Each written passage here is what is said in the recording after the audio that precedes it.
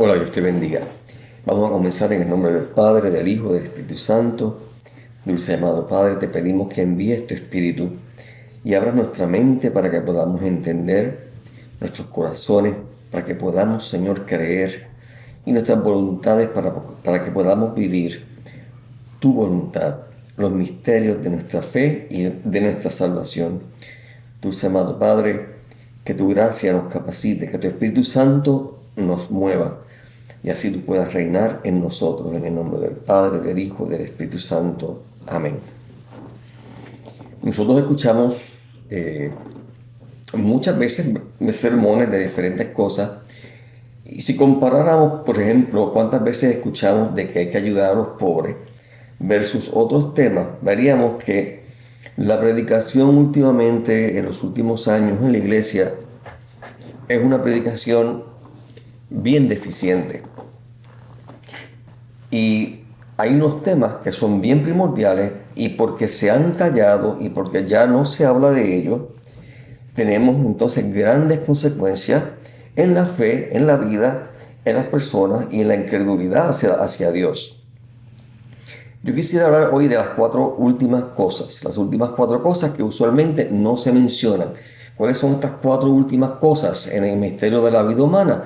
La muerte, el juicio y luego del juicio como consecuencia, cielo o infierno. Cuatro cosas que, como hemos dicho o dije antes, no escuchamos nunca predicar.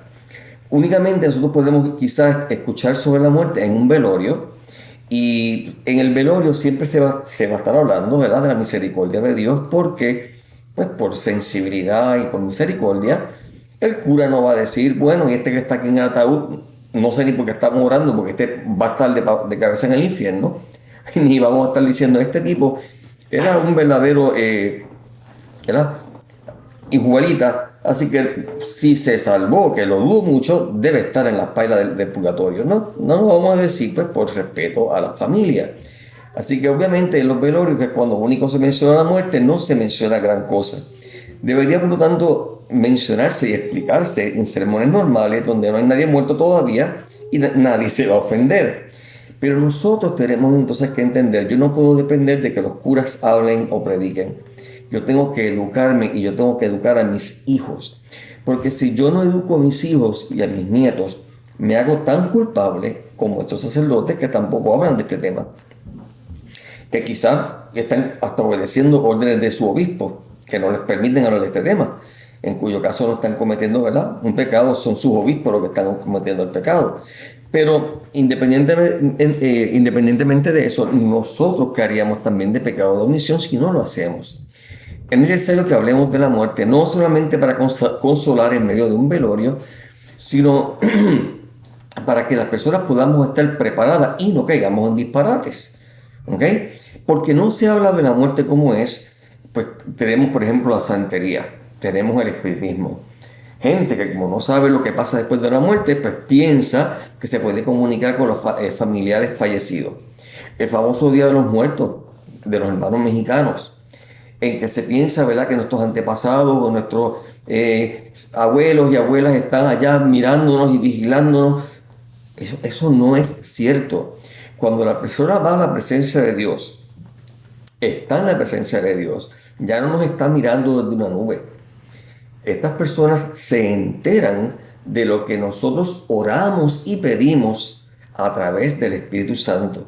Es Dios quien les muestra a ellos, según Él quiere, según sea para nuestro bien, aquella oración que estamos haciendo para su intercesión. Y ellos pueden interceder por nosotros, pero no es trabajo de ellos estar vigilándonos como los ángeles guardianes. Eso le toca al ángel guardián que el Señor nos dio desde el momento de nuestra concepción. Aquellos familiares que ya están en el cielo pueden interceder por nosotros si están en el cielo o en el purgatorio. Si están en el infierno, no, obviamente no pueden. Por lo tanto, yo no puedo pensar que porque yo prendo una vela, o porque me he visto de muerto, o porque me he visto de calavera, o lo que sea, estos van a estar presentes bailando entre nosotros. Eso es un gravísimo error. Y ese gravísimo error es consecuencia de la falta de predicación de la muerte, de la falta de enseñar claramente lo que ocurre después de la muerte. Y Peor todavía, pues entonces caemos en espiritismo, en santería, que se ha vuelto también ahora muy famoso.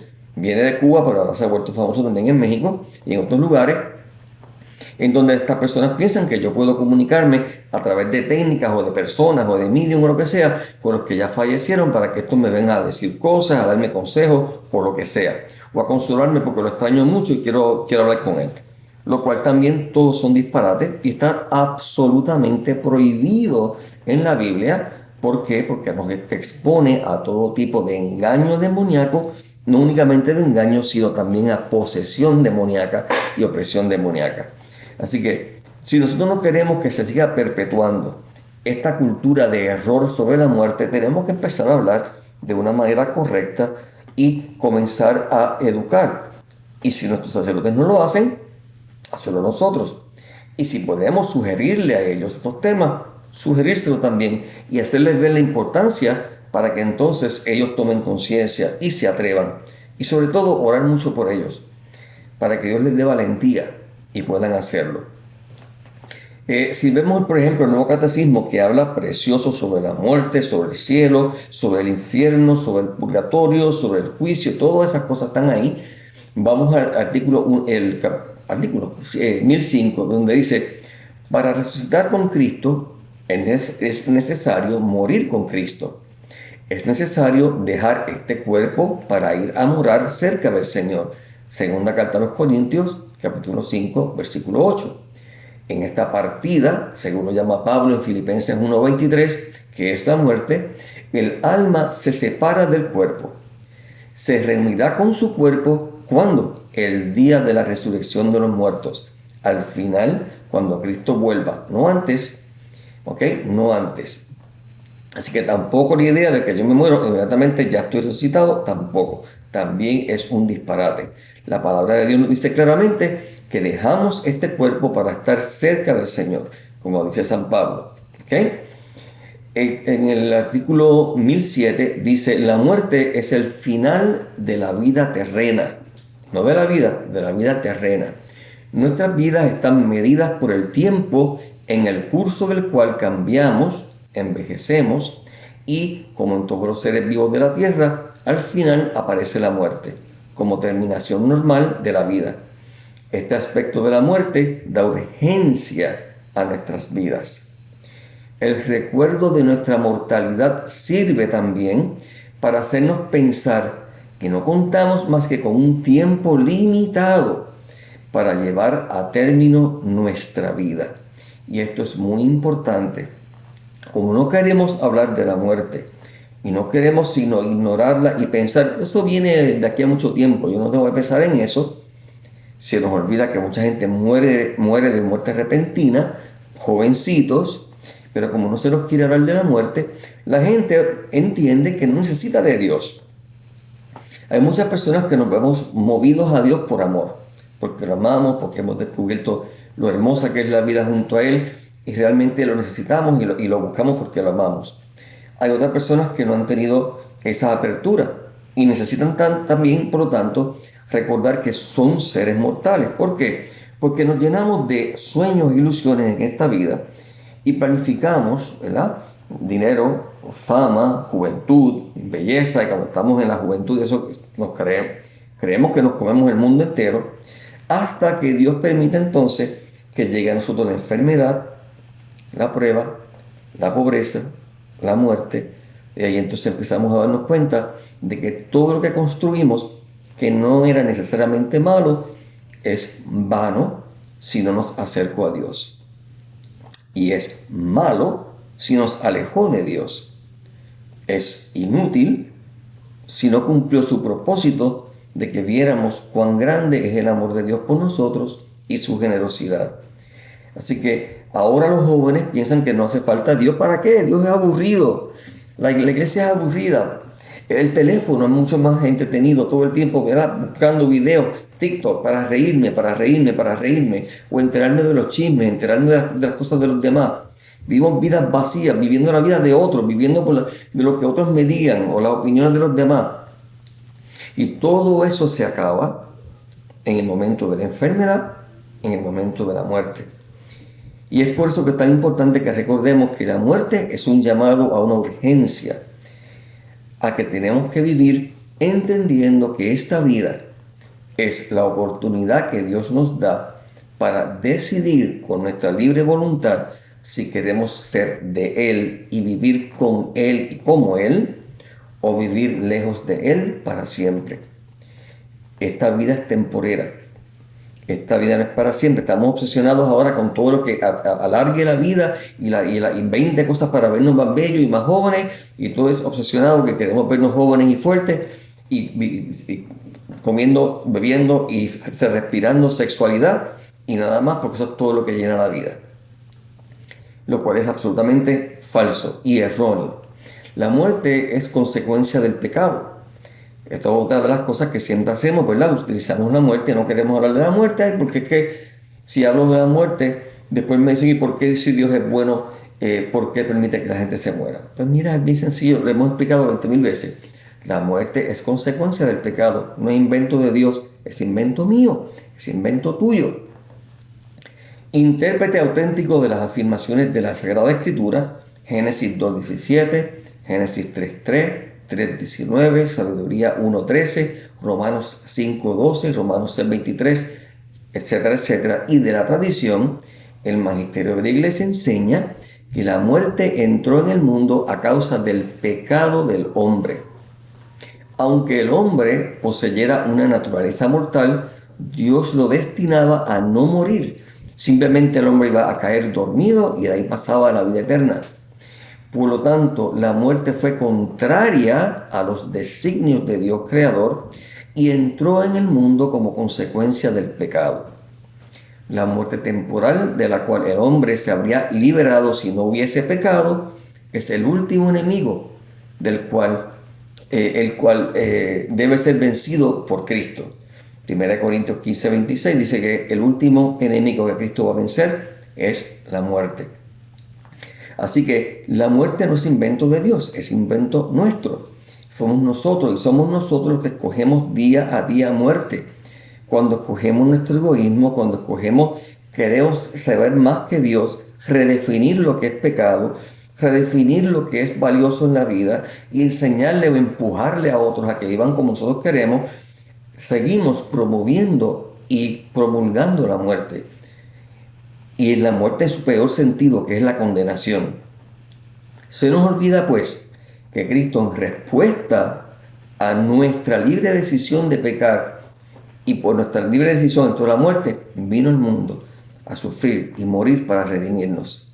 ¿Ok? La muerte, artículo 1009, fue transformada por Cristo.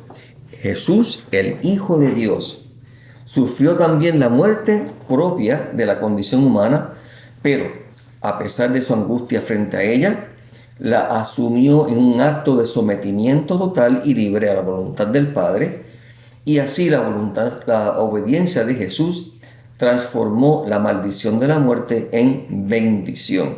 Romanos 5, 19 al 21. ¿Okay? Gracias a Cristo, artículo 10:10, la muerte cristiana tiene un sentido positivo. San Pablo dice en Filipenses 1:21, para mí la vida es Cristo y morir una ganancia. 2 Timoteo 2:11 dice, es cierta esta afirmación, si hemos muerto con Él, también viviremos con Él. La novedad esencial de la muerte cristiana está en que por el bautismo, el cristiano está ya sacramentalmente muerto con Cristo para vivir una vida nueva. Y si morimos en la gracia de Cristo, la muerte física consuma este morir con Cristo y perfecciona así nuestra incorporación a su acto redentor. En otras palabras, morimos con Él para resucitar con Él. Para mí es mejor morir en Cristo que reinar de un extremo a otro de la tierra. Lo busco a Él que ha muerto por nosotros. Lo quiero a Él que ha resucitado por nosotros. Dejadme recibir su luz pura. Cuando yo llegue allí seré un hombre, decía San Ignacio de Antioquía en su discurso famoso antes de morir. Así que Cristo vino a convertir la muerte de algo malo, muerte que Él no quiso, que hicimos nosotros, en algo positivo, en la oportunidad de acercarnos a Él, en la oportunidad de una vida nueva y eterna. La muerte es el fin de la peregrinación terrena del hombre, del tiempo de gracia y de misericordia que Dios le ofrece para realizar su vida terrena según el designio divino y para decidir su último destino. Por eso es tan importante que enseñemos que la muerte viene en cualquier momento y que por lo tanto la vida es finita, la vida tiene un fin, ¿okay? La vida terrena, no la vida eterna, pero la vida terrena, y que este tiempo que tenemos para decidirnos es limitado. Todo el mundo piensa, yo última hora antes de morir me arrepiento. No, eso no funciona así. No hay tiempo para ello y mucho menos si es una muerte repentina. Y si mueres en pecado mortal, lo menos que vas a querer es arrepentirte. Lo que hace es que te rebelas todavía más contra Dios cuando mueres. Es bien importante recordar, dice el artículo 10.13, cuando ha tenido el fin el único curso de nuestra vida terrena, ya no volveremos a otras vidas terrenas. Está establecido que los hombres mueran una sola vez. Hebreos 9:27. Por lo tanto, no hay reencarnación después de la muerte. Esta idea, tantos católicos hablando de no, que en vidas pasadas yo era esto, yo era lo otro. Sea la ñoña, que mucho disparate, muchas cosas. Mira, pescado, aprende, métete esto en la cabeza. No existen otras vidas, hay una sola vida. Hebreos 9:27. El hombre muere una sola vez y después viene el juicio. La vida eterna, sí, tendremos un cuerpo resucitado, este mismo cuerpo resucitado después de que Cristo vuelva. Pero no volveremos a ser reciclados, ¿ok? En otras vidas. Eso es un disparate brutal y que contradice total y absolutamente la salvación que Cristo vino a hacer. Si la reencarnación existiera, Cristo es ridículo. ¿Para qué vino Cristo? Por eso es que la gente que cree en la reencarnación reduce a Cristo a un simple maestro de paz y bien, un hombre muy sabio. No, ningún hombre muy sabio. Era el Hijo de Dios hecho hombre, el Verbo de Dios eterno, que vino a salvarnos, a pagar el precio que nosotros no podíamos pagar para salvarnos del infierno y del pecado y poder restaurarnos a una vida eterna. Él no es uno, Él es el camino.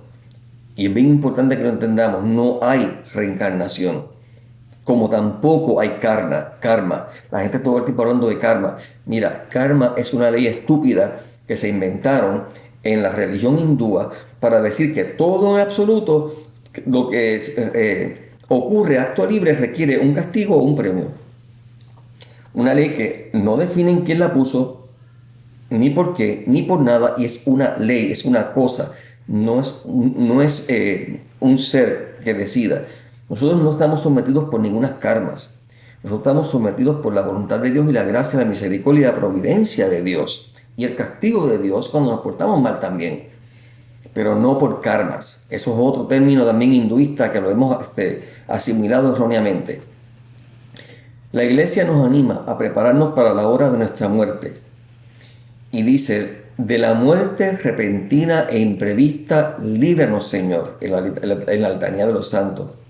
Nos invita a pedirle a la Madre de Dios que interceda por nosotros en la hora de nuestra muerte, como decimos en el Ave María, y a confiarnos a San José, patrono de la Santa Muerte. Eso está en el artículo 10.14.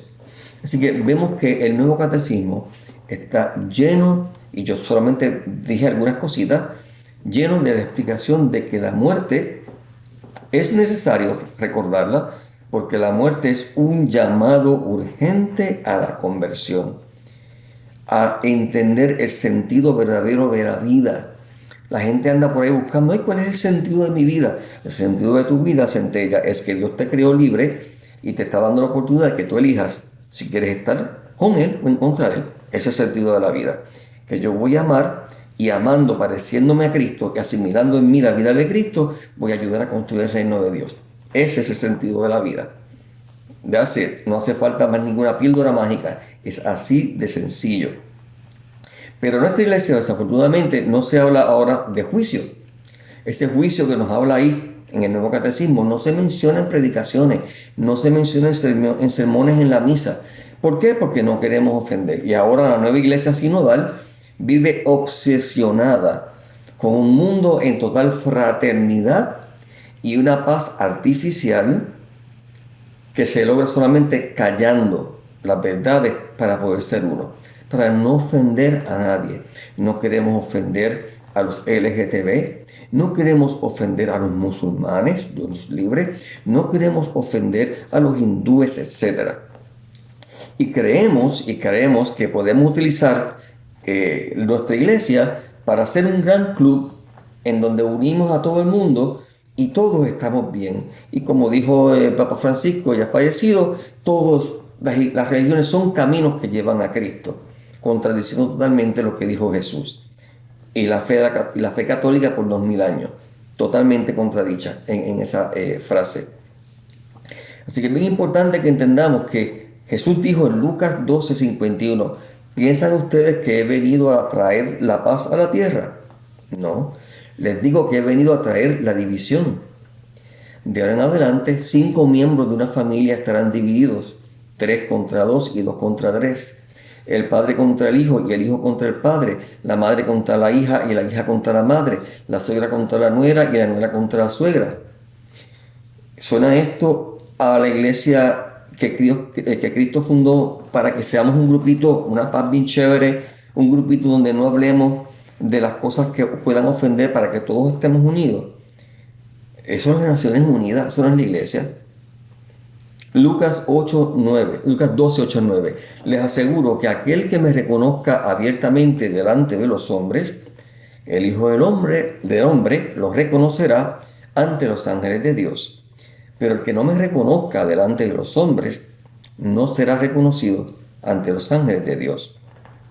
Por ende, los mártires murieron y dieron su vida por este texto. Prefirieron morir antes que negar a Cristo. Y ahora vivimos una iglesia sinodal en que hay que negar a Cristo para que todos nos sentamos acogidos. Marcos 16:15. Y les dijo, vayan por todo el mundo y anuncien por todo el mundo, incluyendo a los judíos, y anuncien la buena nueva a toda la creación. De hecho, a los judíos fue lo primero que se les predicó. A toda la creación, musulmanes, hindúes, budistas, ateos, lo que sea. El que crea y se bautice se salvará. El que se niegue a creer será condenado. ¿Suena eso Cristo que quiere complacer o que quiere que la gente se sienta acogida y que es más importante callar la verdad y no hablar de la muerte ni del juicio para que todos estemos unidos? Ahí dice bien claramente, cada cual escoge y el que se niegue a creer, pues se condenará. Es tan sencillo como eso. Pero qué tajante, pero Él es Dios. Él es Dios. Y Él nos da todos los medios para que lo logremos. Y nos da todos los medios. Hizo todo el último sacrificio. Más no pudo hacer. Para que el que quiera salvarse se pueda salvar. El que no se quiera, el que se niegue a salvarse, pues se condenará. Porque eso es la verdad de la vida. La vida es una oportunidad para decidir mi destino eterno. Y no hay forma de suavizar la píldora y no hay forma de hacerlo bonito para que todos estemos bien chéveres y no se ofenda a nadie. El que se ofenda tiene doble trabajo. ¿Ok? Cristo vino. ¿Y Cristo vino a qué? A salvarnos. ¿Pero a salvarnos de qué? Pues obviamente del infierno. ¿Ok? Si el infierno no existiera y lo que existiera fuera la reencarnación, pues entonces Cristo es un embustero y no es Dios. O simplemente hizo ridículo. Yo no puedo creer en Cristo como el Hijo de Dios, mi Señor y Salvador, y no creer en la realidad de cielo e infierno y purgatorio como una etapa de llevarme al cielo, no como un destino final. ¿Claro? Porque no hablamos de estas cosas y porque hemos querido hacer entonces a Cristo como un hippie, amante de la paz. Por eso últimamente se está promoviendo tanto en la televisión en todas partes el paganismo como si fuera la última gota de la avenida y entonces la gente abrazándose a los árboles como algo hermoso. Qué lindo vivir en la armonía con la naturaleza porque esa es la madre tierra y dale con la madre tierra como si fuera un ser vivo.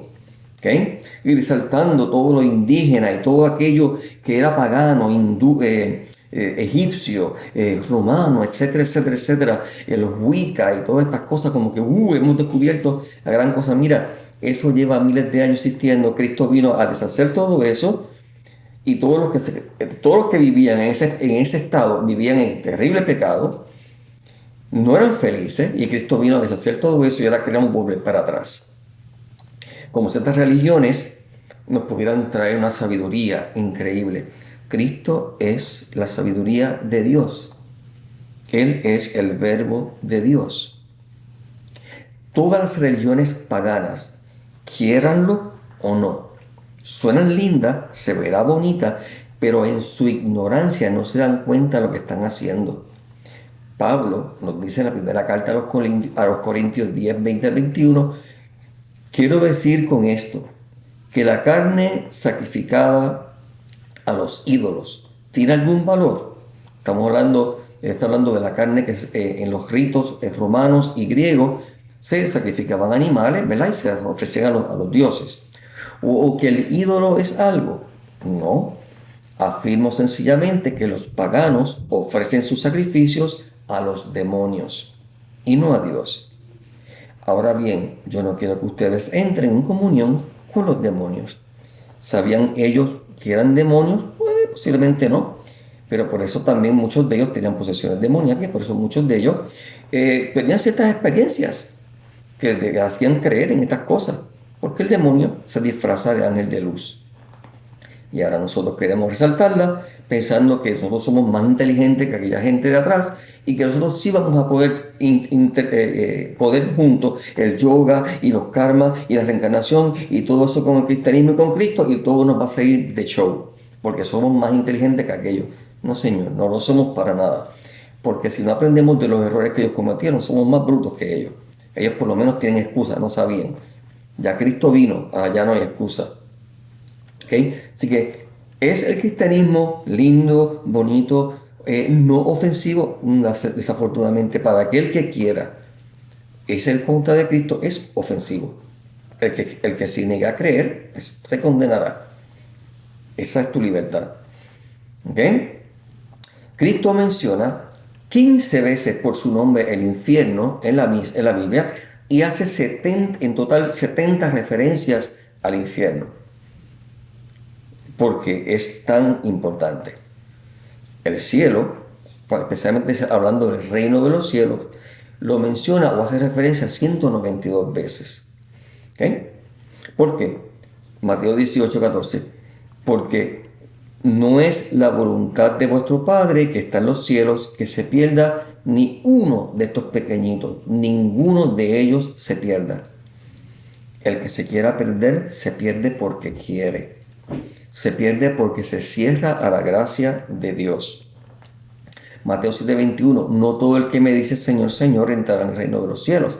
Fíjate que él habla 192 veces del reino de los cielos porque es tan importante, ¿verdad? Pero no todo el mundo entra. Cuando vamos a los velorios todo el mundo es santo. Pero Jesús dice claramente, no todo el que me dice Señor entrará en el reino de los cielos, sino el que hace la voluntad de mi Padre que está en los cielos. Juan 14:6, Jesús les dijo, yo soy el camino, no el camino, la verdad y la vida. Nadie va al Padre si no es por mí. No es por Mahoma, no es por Alá, que tampoco Alá es Dios. Ya brincarán 5 musulmanes, pero Alá no es Dios. Alá es la versión que escribió Mahoma, tergiversada del Dios verdadero, del Dios de Abraham, pues una versión totalmente tergiversada por Mahoma, ¿okay? Que es un falso profeta. Aquellos que viven una vida transformada por la fe en Cristo, caracterizada por la justicia, la pureza, el amor y la obediencia. Que brinqué, acuérdate. Es un diseño, sino por mí. ¿Quiénes entonces están entrando en esta nueva vida? Aquellos que viven una vida transformada por la fe en Jesucristo.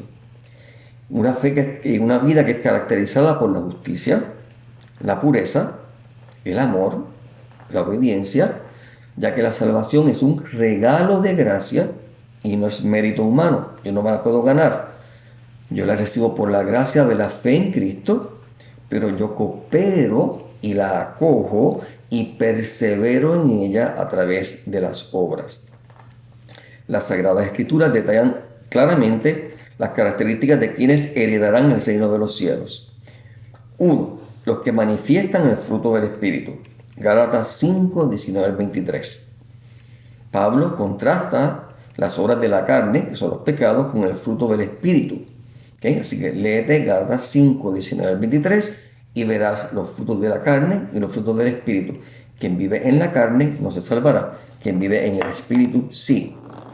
¿Quién más se salvará? Los que tienen una fe sencilla y obediente. Jesús enseñó que el reino pertenece a los que confían en Él como un niño, lo que implica humildad y un cambio de mentalidad. Mateo 7:21 enfatiza que la entrada al reino de los cielos no depende solamente de decir palabras religiosas o de decir yo acepto a Cristo como mi Señor y Salvador solamente, sino de hacer la voluntad de su Padre. ¿Okay? ¿Quiénes más están en el camino al reino de los cielos? Aquellos que han sido lavados y justificados. 1 Corintios 6, 9 al 11 se menciona que los injustos, los homosexuales, el que lo practica, no el que tiene la tendencia, el que practica el homosexualismo, el idólatra, los ladrones, los avaros, los borrachos, los estafadores, etc., no heredarán el reino de Dios.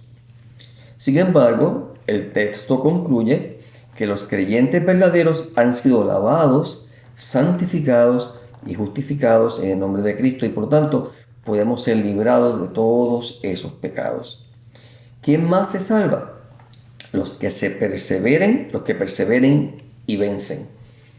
El libro del Apocalipsis 21, 7 al 8 dice que el vencedor heredará todas las cosas, pero advierte: los cobardes, los incrédulos, los homicidas, los inmorales, los mentirosos tendrán parte en la muerte segunda, que no es otra cosa que el infierno. ¿Okay? Así pues, tenemos aquí, ¿verdad?, un pequeño resumen de por qué es tan importante que expliquemos la muerte como lo que es. Un llamado a la conversión, un llamado a vivir en seriedad, entendiendo que no se trata de que me llena aquí la vida con más paz, sino de que me puede llevar a la presencia de Dios y a la salvación y librarme del poder del demonio, que lo toca todo y lo pervierte todo. Es importante entender que hay muerte y luego de la muerte juicio. Juicio basado en la palabra de Dios. Y de acuerdo a ese juicio de Dios, de acuerdo a la vida que yo elegí vivir, infierno o cielo. Y si es cielo, pero yo aún me quedan algunos pecados por purificar, no por perdonar, Cristo los perdonó todos, pero los efectos siguen en mí, purgatorio por un tiempo, hasta que se salga de mí toda esa mancha, porque sin santidad nadie verá el rostro de Dios, porque nada manchado podrá entrar a la presencia de Dios. ¿Okay? Así pues, que esta pequeña charla sea una pequeña motivación a que invita a tu sacerdote: Padre, de vez en cuando denos una buena charla, una buena homilía sobre lo que es la muerte para el cristiano, de lo que es la muerte verdadera, que viene tenga y que nadie tenga decirte, nadie sabe qué viene después. Dios, Cristo vino a decirnos lo que viene después, ¿okay? Pero Cristo es tan bueno que no únicamente hizo eso Él, sino que ha permitido muchos santos, muchos místicos ver lo que hay después, y gente normal como tú y como yo que mueren y Dios los vuelve a la vida para que den testimonio. Lo han visto, hay 20.000 testimonios de lo mismo, así que nadie te venga a decir que nadie sabe. ¿Okay? Que el Señor reprenda y ate todo espíritu de confusión, de temor, de ansiedad, de desobediencia y nos lleve a una vida de búsqueda, de conversión y de santidad. Que Dios te bendiga.